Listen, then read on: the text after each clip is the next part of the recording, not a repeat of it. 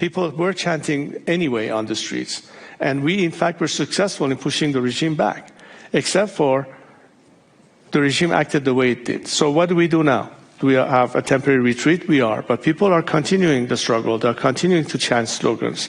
You see an unprecedented solidarity of Iranians in the four corners of the world, demonstrating their support for them. We've seen millions of people on the streets of Iran that are doing it. Does liberty have a price? Of course it does. Are we prepared to die for this cause? Of course we are.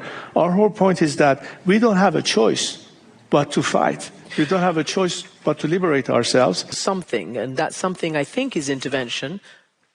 It is intervention only because the Iranian people realize that this intervention will eliminate the most important stumbling block between them and liberation, which is the regime's mechanism of repression and this killing machine. What does it mean? It means IRGC, it means any other instrument of repression, it means further economic sanctions, it means cutting economic, the regime's means to basically pay the checks of their mercenaries at the end of the day.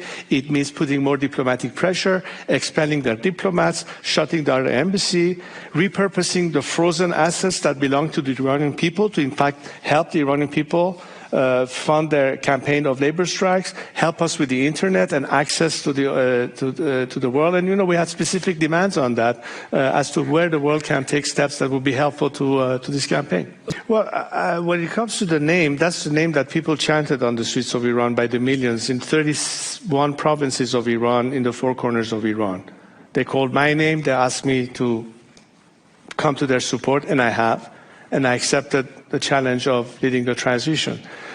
As far as the plan that we have a plan before the regime's collapse and particularly for the transition after this regime, which is very well documented and presented. You know, from the first day I started, I considered my mission in life to bring the country to a point that we can have that final referendum and the people elect their first democratic government in the future. That to me is the finish line and mission accomplished in life.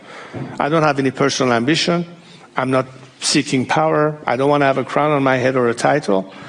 But I think that they should look at me as a bridge to that destination and not the destination itself. It doesn't matter if you're socialist or conservative. It shouldn't matter if you're a Republican or a monarchist. It should matter that we all believe in democracy at the end and the rule of law and the protection under that law. That's the way we will put an end to discrimination, whether it's against women, ethnic groups, religious minorities, and everything else between. I believe we can do that because we have learned it the hard way to appreciate these values, and we have today this opportunity to do it.